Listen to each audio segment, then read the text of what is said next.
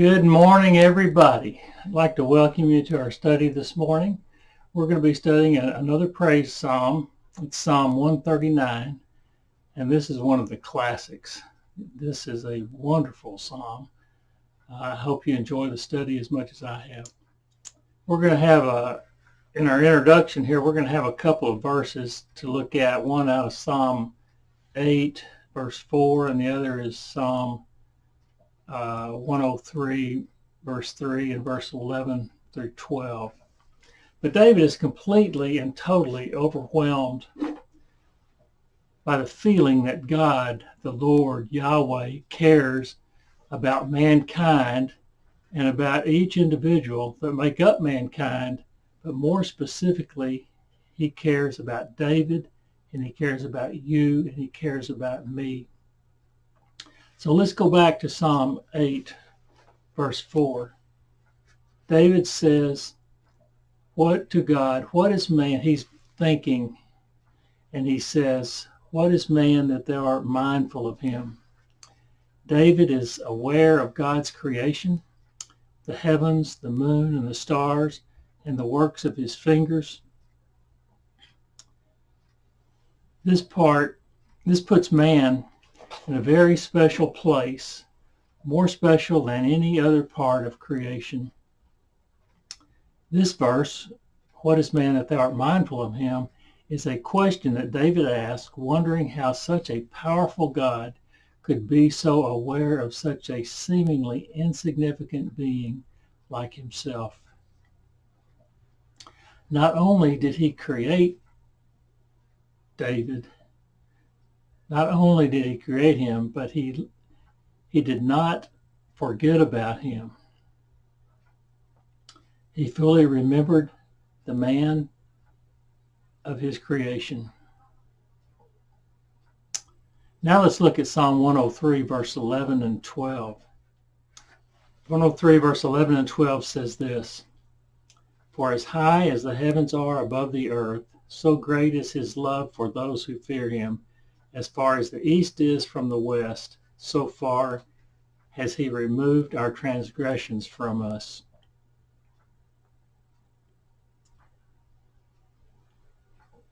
Not only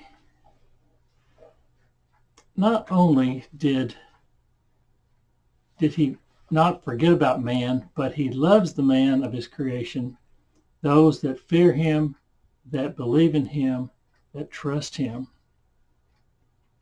He forgives all of his sins, as stated in 103 verse 3. I didn't read that. Let me read that. 103 verse 3. 103 verse 3 says, who forgives all your sins and heals all your diseases.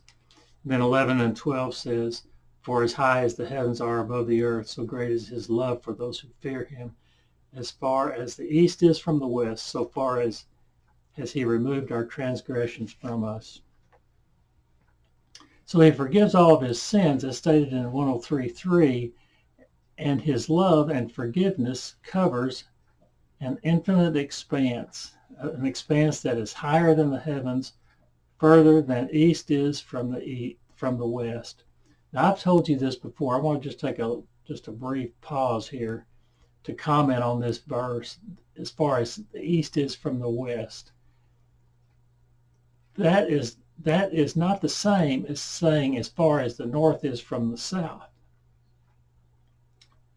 Because if you are traveling north, let's say you start in Dallas or wherever you live, and you travel north.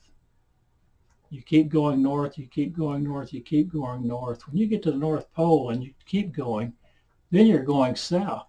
So you got to the point where north and south meet. There's no distance from them at all. But if you're talking about traveling as far as the east is from the west, if you travel east and you keep going east and east and east and east and east, you never get to a point where you start traveling west. You can go around the earth as many times as you want, and you will never meet west. You will get to a point which is west of where you started, but you will never get to a point where you're traveling west. You will always travel east. So that's an infinite expanse.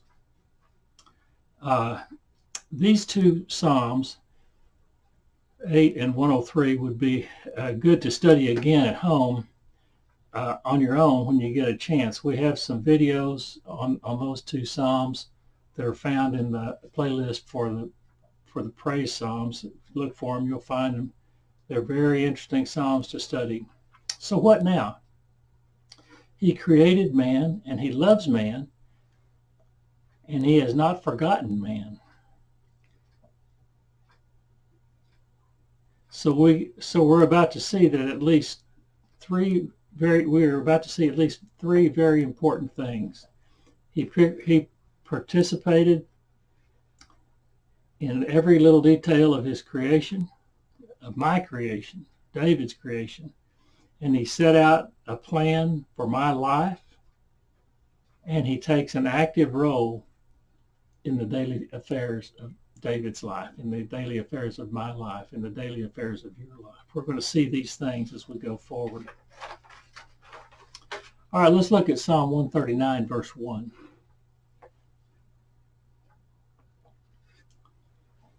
You have searched me, Lord, and you know me. As I said, David is overwhelmed with the Lord and the love that the Lord has for him, and he, as an individual. Here he invokes his adoration for Yahweh, the omniscient, all-knowing God. He has searched me, he says. God has searched me. He has examined every little detail of my being, my inner being, my heart, my mind, my strengths, and my weaknesses. He knows me.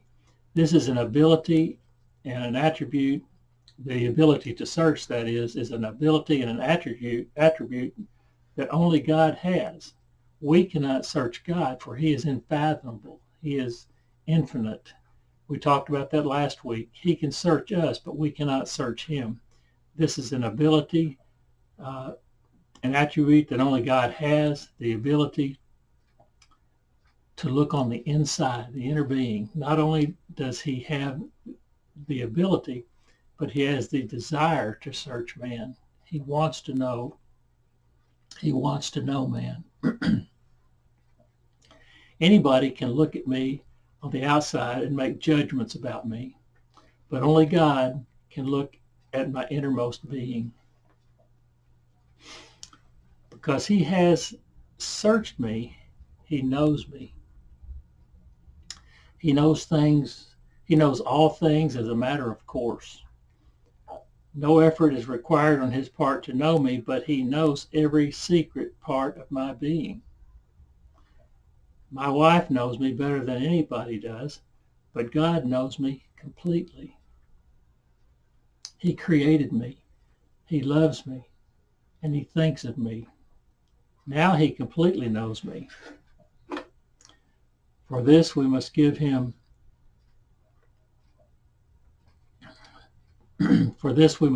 praise.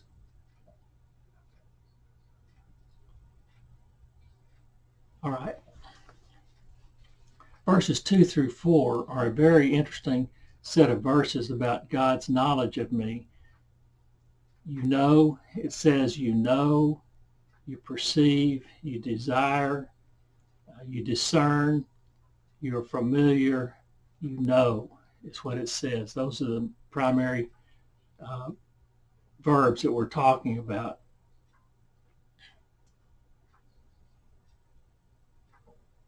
You know me. The most common and casual things I do, he knows. The most needful and necessary desires, my most inward thoughts that regulate those first two things that I mentioned. When I have low self-esteem, when I feel bad about myself, when I am prideful and arrogant about myself. He knows those things. He knows how my mind works. He knows how my body works.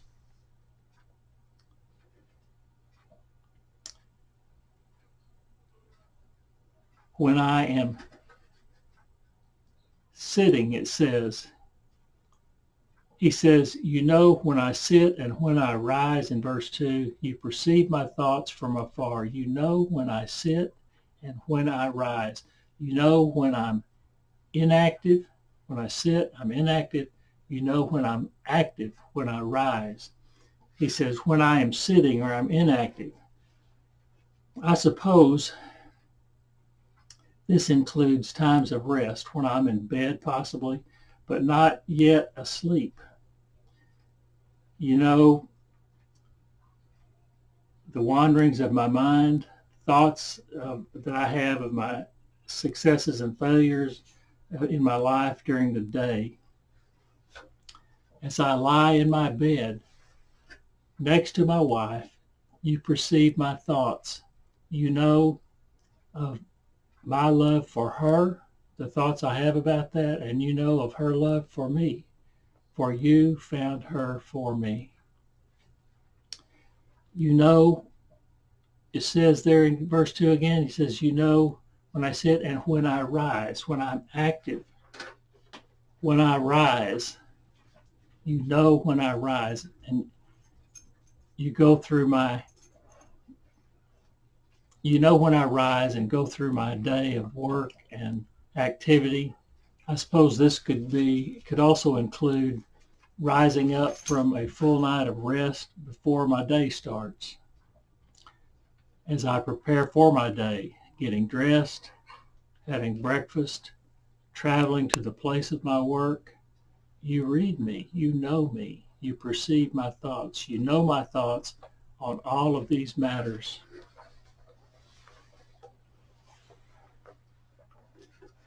Before I make decisions,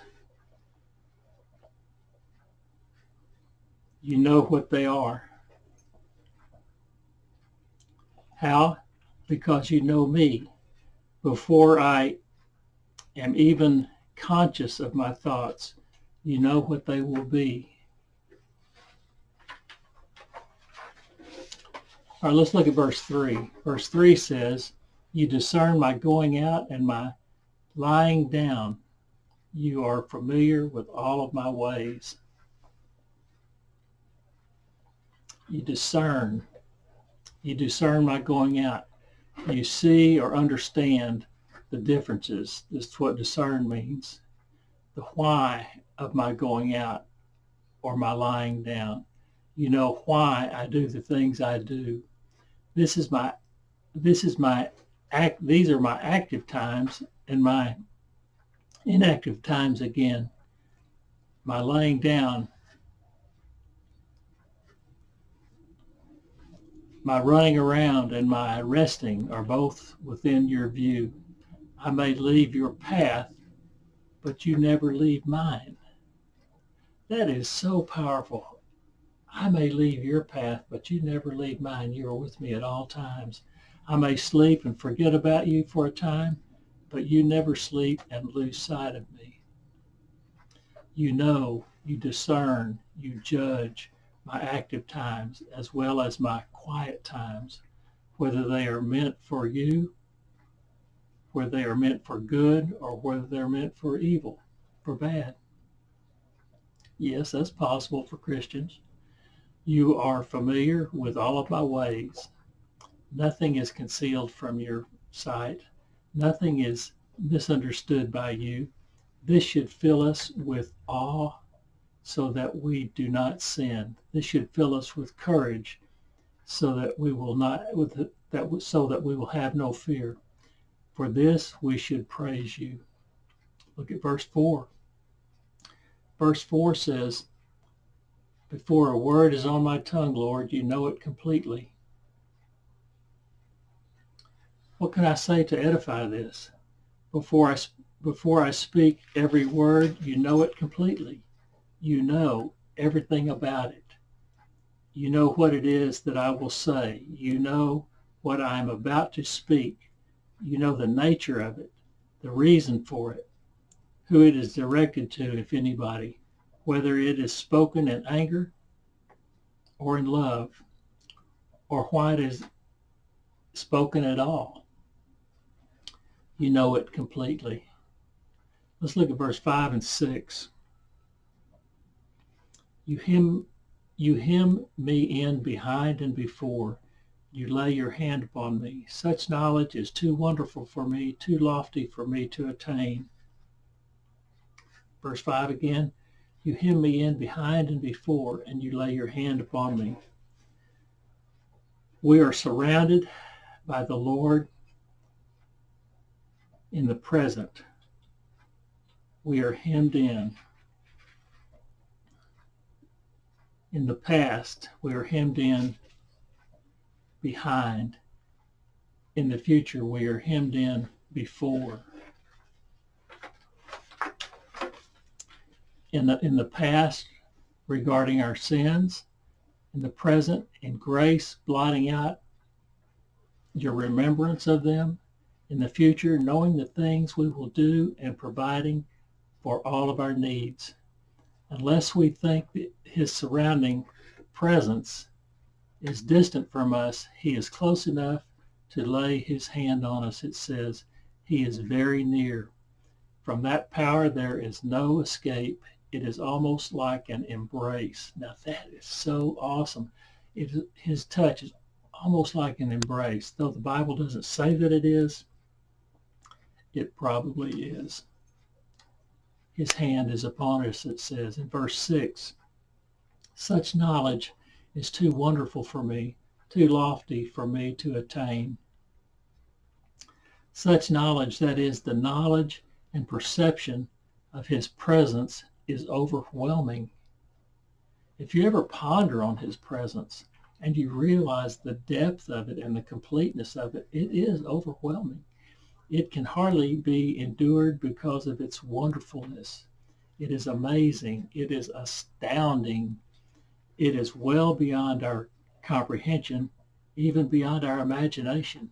He is actually unfathomable. We talked about that. It's a hard word to say. It's probably applicable just because it's hard to say. It's too lofty. The truth of it always seems to be above me. He says, we have no way to comprehend the infinite. He is infinite. So there's no way to fully comprehend it. We can never comprehend omnipotence, omniscience, and omnipresence. Those are terms that are really beyond understanding, and that is the way God is. Those are his attributes. Speaking of the omnipresent, omnipresent means everywhere all at the same time. Speaking of omnipresent, let's look at verses 7 through 10. We talked a little about this in our study of Psalm 145, but now let's look at them in detail. Let me read verses 7 through 10. Where can I go from your spirit? Where can I flee from your presence? If I go up to the heavens, you are there. If I make my bed in the depths, you are there. If I rise on the wings of the dawn, if I settle on the far side of the earth, even there your hand will guide me. Your right hand will hold me fast. Verse 7 again. Where can I go from your spirit? Where can I flee from your presence?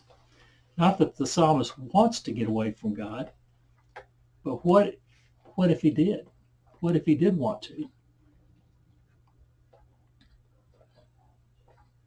It may just be that he's astounded by the realization of his presence, and he just makes these words and phrases, puts them together, and it's such an astounding display of what he feels. It makes this statement of God, of God's omnipresence, personal. He says, where can I go? Wherever I go, there's where you are. He makes this, he says, where can I go? He cannot hide from God's sight. He is in God's sight constantly. This constant presence of God makes it a dreadful thing to sin, knowing God is there. That's the other side of the coin. He's with us all the time. That means when we when we're totally in his will, and also when we're in sin. He is present. To the non-believer, and even believers, this seems somewhat silly that he's there all the time. I think for a non-believer, mocking will probably be the order of the day. It's silly to think God can be everywhere all at the same time, is what they may think. For the believer, he may say God will deal with me on that one because he's there and he sees what he did. He's going to deal with me on that one someday. But the truth of the matter, for both the non-believer and the believer, if they or we really thought God was present all of the time, we would not sin. For example, would you rob a bank if a policeman was standing on the corner? Probably not. If you really believe God is present, would you sin? It's something to consider. How we should be is that his mind should be our mind, or our mind should be his mind. No, that's not the way it should be. His mind should be our mind. The way he thinks is the way we should think. We should take on his attributes. We were created in his image. His spirit should be our spirit. Our presence should be regarded by us as ever in his presence. Our presence should be regarded by us as ever in his presence. Let's look at verse 8 again. If I go up to the heavens, you are there. If I make my bed in the depths, you are there. Where can I go? Heaven? Hell? Heaven? Yep, he is definitely there. What about hell? Also, according to this verse, yep, he's there also. For sure, this is a rhetorical question because the psalmist does not have the ability to go to either place. Presumably, though we know God is not to be found in hell, if he could be, his presence would definitely be felt in a different way. Finding him in heaven, terror rather than bliss.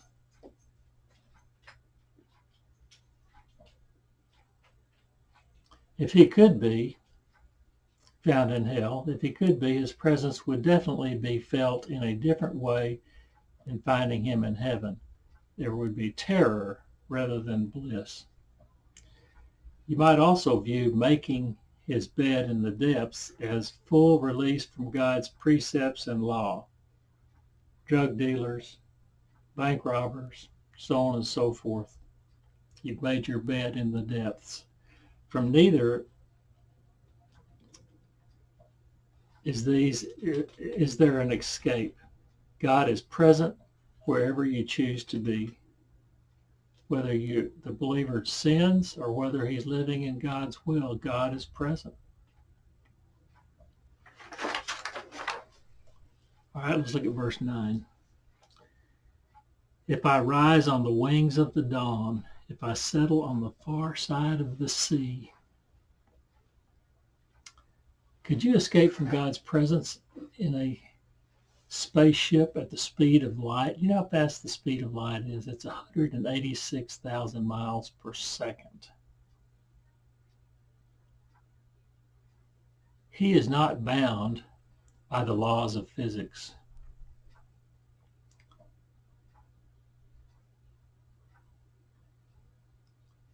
Could you escape from God's presence if you got in a spaceship and traveled at the speed of light? No. If you could get to an uncharted island in the ocean, God would be there. In fact, you would find him already there when you got there, waiting for you. Yes, maybe, but also it would also be like he traveled there with you as well. He's there waiting for you, but he was with you when you were going there as well. There is no escape from him. Verse 10, even there your hand will guide me. Your right hand will hold me fast. I love this verse. Not just his hand, which is totally adequate, but his right hand, it says. Look at Psalm 89:13.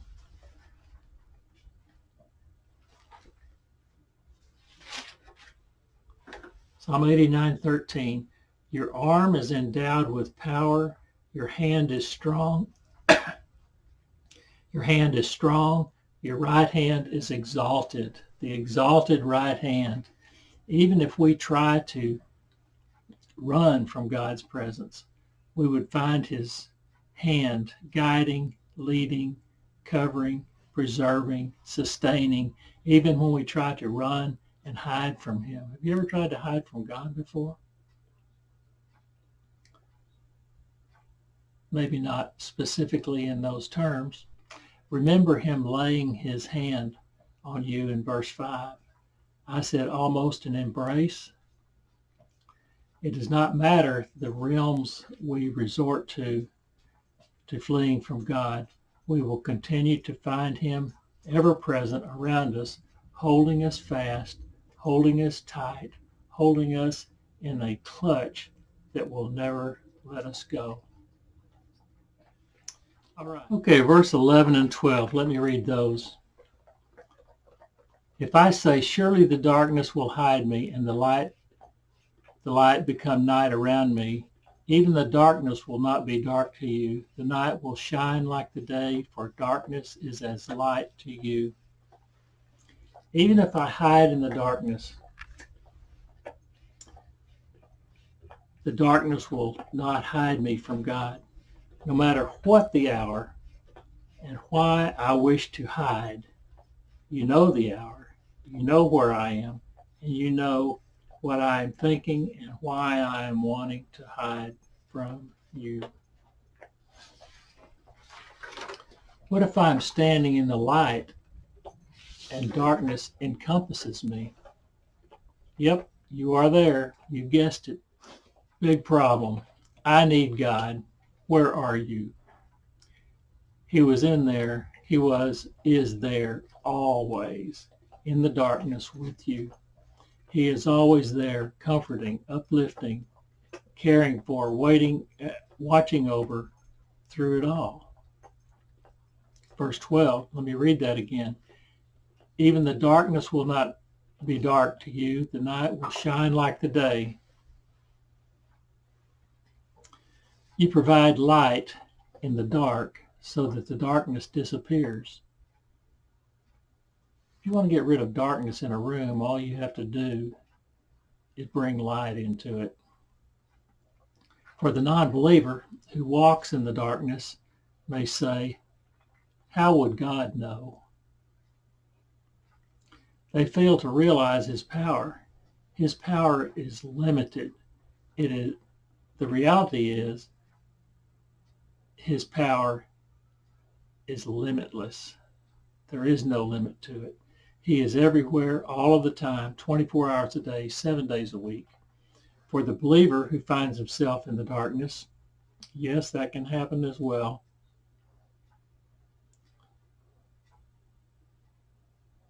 Physical problems or sin-induced, it is comforting to know there is no darkness to God, for he is light. And he provides comfort and strength to those in the darkness. He is always there, 24 hours a day, 7 days a week.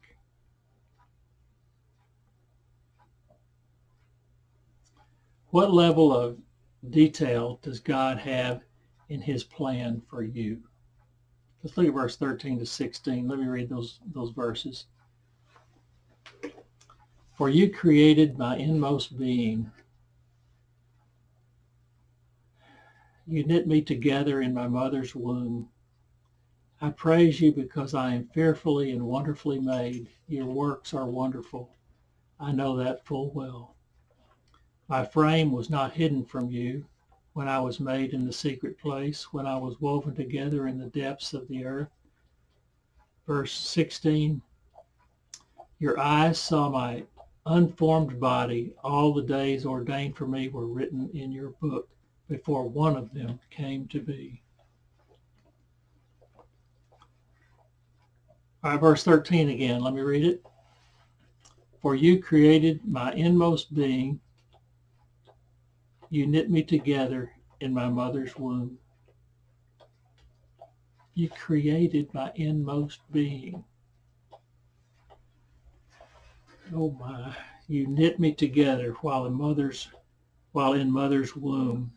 Knit always comes with a plan, always with a pattern. Without a pattern, if you're knitting without a pattern, you just get rows and rows of meaningless stitches. God knits with a pattern in mind. He starts with the inmost being. We have always said the proverbial heart is the seat of the self, the seat of the inmost being. I'm not sure, though, that in this verse he is starting with the soul. I'm not sure, though, that in this verse he may be starting with the soul as the inmost being. Psalm 25:1 says, to you I lift up my soul. This is something deeper than the heart. It is the inmost being.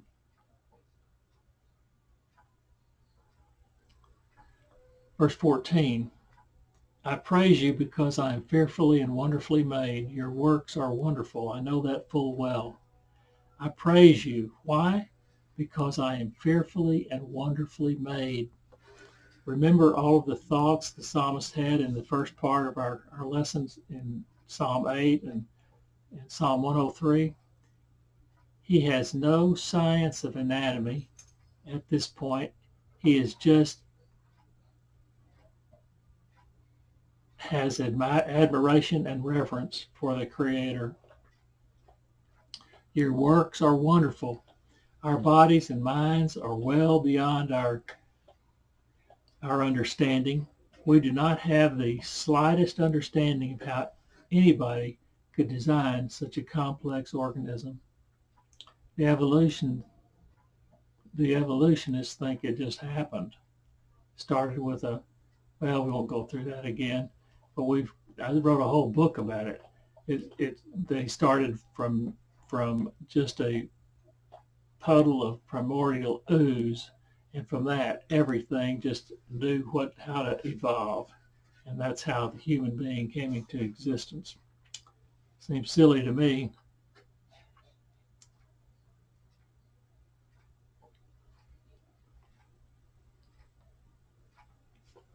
Yet we know it is wonderful and marvelous. There are some interesting differences in translation. The NIV says, I know that full well. The King James says, and that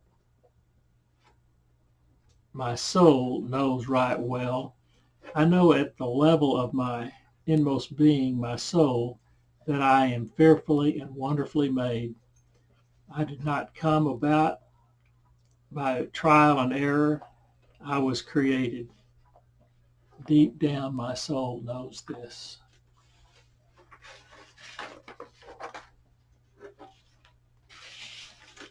Right, verse 15. My frame was not hidden from you when I was made in the secret place, when I was woven together in the depths of the earth.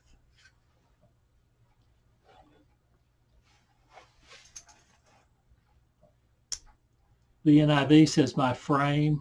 The King James says my substance. The substance, the essential materials needed, and these to be used in knitting me together, could not be seen by me, but they are well within God's view. My development, your knitting, went on in the secrecy of my mother's womb. Your eyes saw my unformed body while I was being woven together, the creation of veins, sinew, muscles, and nerves, all being pulled together. all this out of the view of anybody. All right, verse 16. Your eyes saw my unformed body. All the days ordained for me were written in your book before one of them came to be. Your eyes saw my unformed body. You counted my fingers. You counted my toes. You said perfect. But what about the baby that is not so perfect by our measure? Those born mortally sick or deformed. Did God knit them together also? I don't see anything that says he did not, but maybe he just allowed it from the point of view of other people. I do know from the New Testament sources that all things work together for good for those who love the Lord and are called according to his purpose. It may be that the purpose or the effect of the sick baby is to call the father or the mother to a deeper level of love and devotion to God. Maybe God has a special plan for the father that can only occur by getting the father's attention. Some people, maybe all people, go through special times of pain and heartache where they are forced to consider the existence of God, God's love for them, or some other matter of eternal significance. All will emerge from such times of consideration, sometimes through blaming God and pushing themselves further from God than they were before, or emerging to a deeper level of understanding and acceptance of God's love for them and a new level of commitment to him. Everybody's going to come out of those situations, those times of pain, one way or the other. They're going to come out blaming God. That's what I've been trying to say. They're going to come out blaming God and saying, I want no part of God, and just pushing him away completely, or coming to a level of understanding that there is a God. He loves me, and he wants nothing but the best for me. And he will come out with a deeper level of understanding and commitment to God. We all have a purpose, and we will not survive 1 minute longer on this earth than is required to fulfill that purpose.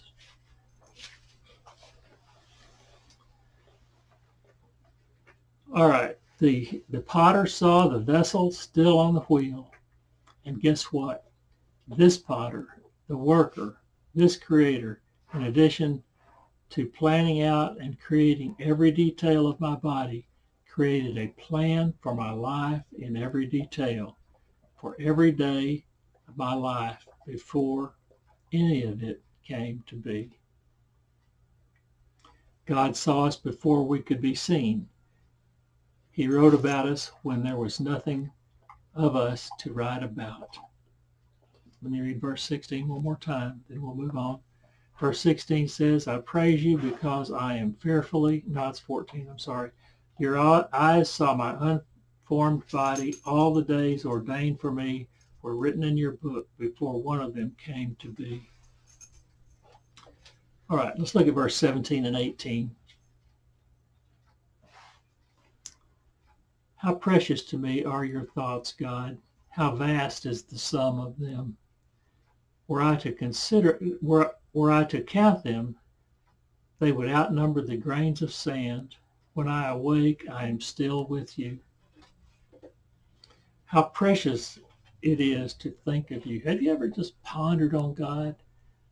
You know, you got things to do all day long. You know, you go to work, you have to concentrate on your work and all that. You have to drive home, you have to watch the road, not run in, try to keep just keep your car between the ditches. It takes a lot of effort. And all those times. So there has to be, is there ever a time in the day where you can just sit down and ponder God, to think about him and his significance in your life? It is a joy expressed so inadequately and incompletely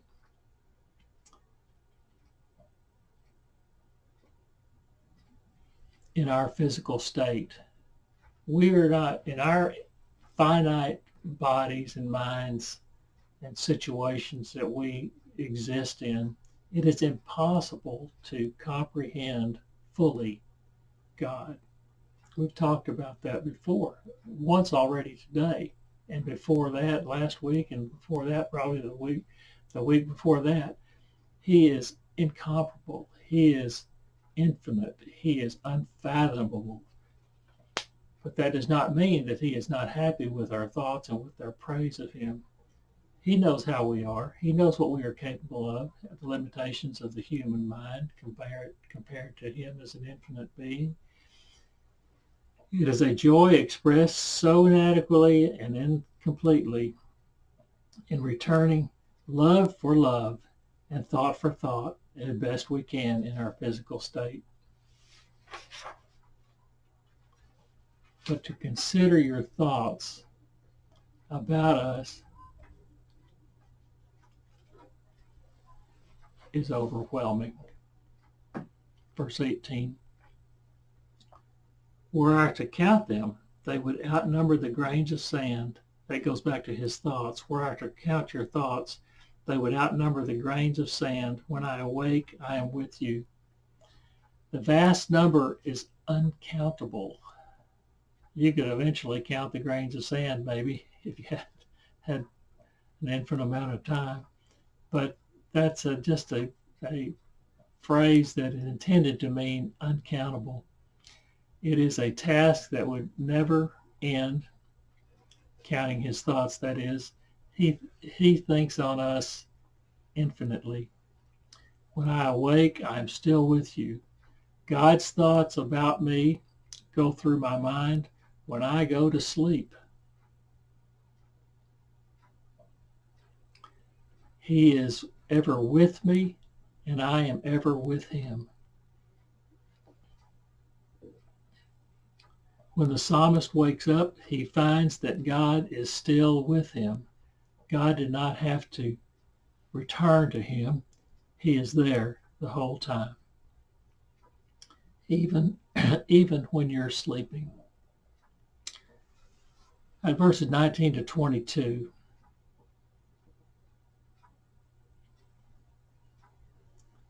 if only you, God, would slay the wicked away from me, you who are bloodthirsty. They speak of you with evil intent. Your adversaries misuse your name. Do I not hate those who hate you, Lord, and abhor those who are in rebellion against you? I have nothing but hatred for them. I count them my enemies.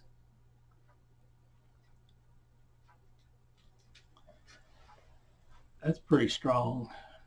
There is a certain feeling David has against those who blaspheme. But these whole verses are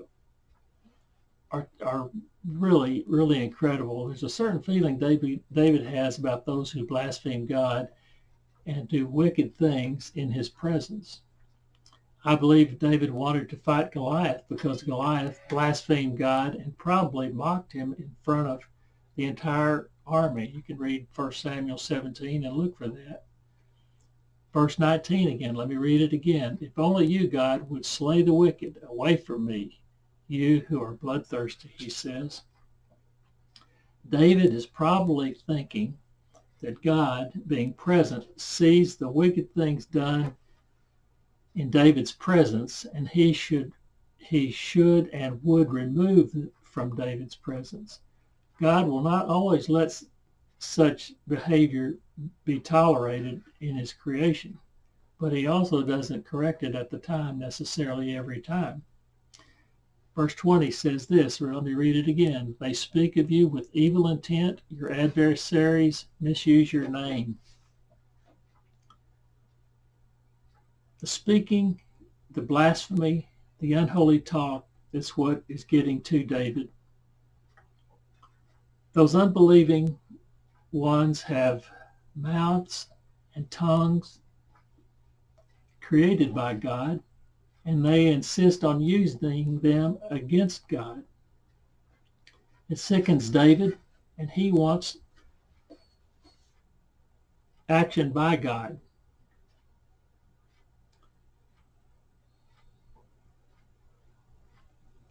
I have found in such situations that what works for me is just to leave the situation. I just don't want to be around it. God may or may not correct it, but we have it within our power to remove it from our presence by just walking away. All right, verse 21.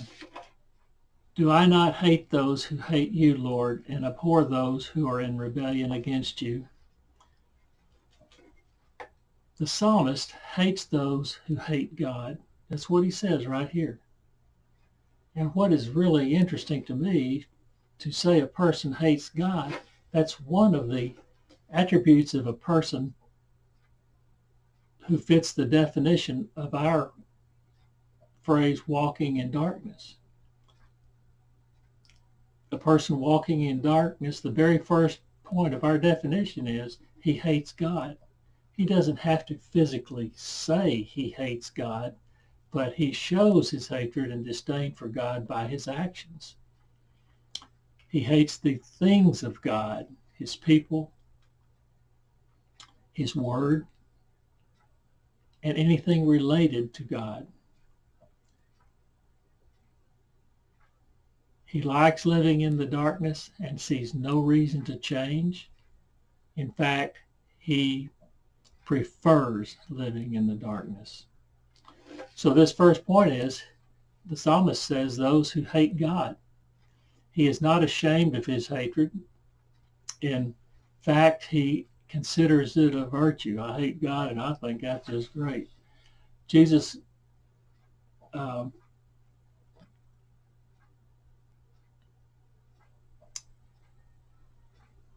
coming into the world changes this. To hate someone just because of something he has done to us as Christians today is wrong.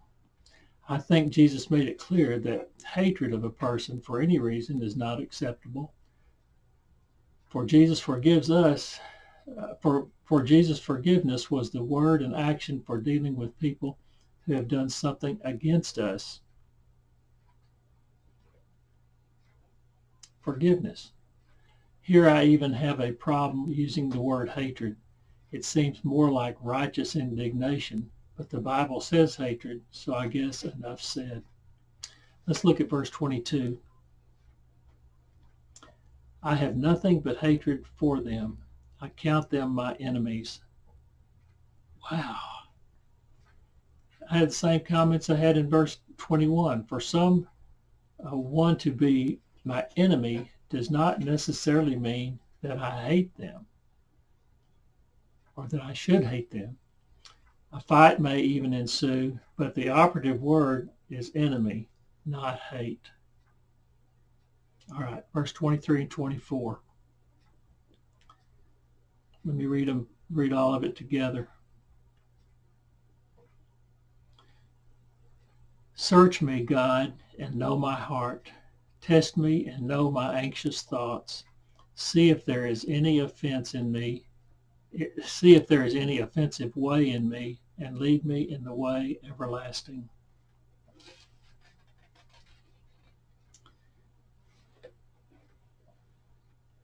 Heart and thoughts or mind are basically the same here. The psalmist is sure that God's search of his heart and mind will not find anything objectionable.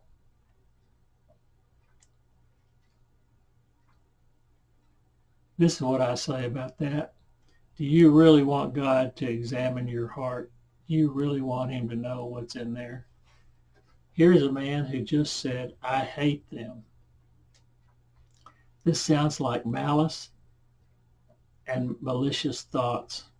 Nevertheless, we serve a God who has expressed his willingness to forgive, but we should be working on sanctification, and having malicious thoughts and hatred does not fit in.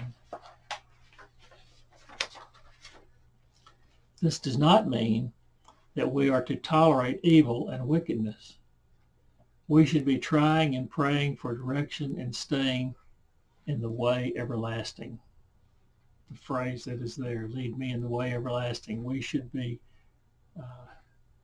trying and praying for direction to stay in the way everlasting. This is the process of sanctification. We should be praying for it, and we should aspire to it, to set our hearts on it.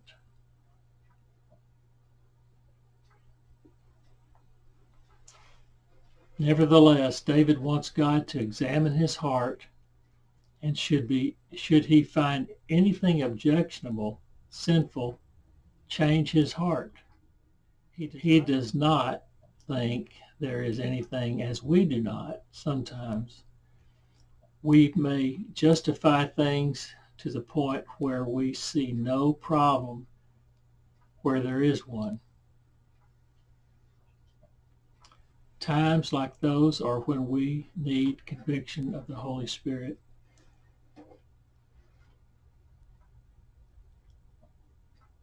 We have a hard time, I guess what I'm trying to say is we have a hard time admitting that our view is wrong.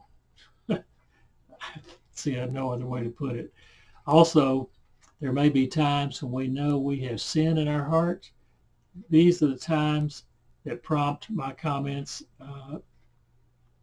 earlier on the previous page, where I was talking about, do you really want God to examine your heart and know what's in there? Do you really want God to search your heart in these times? Would you be willing to change as David was in verse 24? All right, that's all I have for you today. I want to thank you for being with me. Hope to see you next time.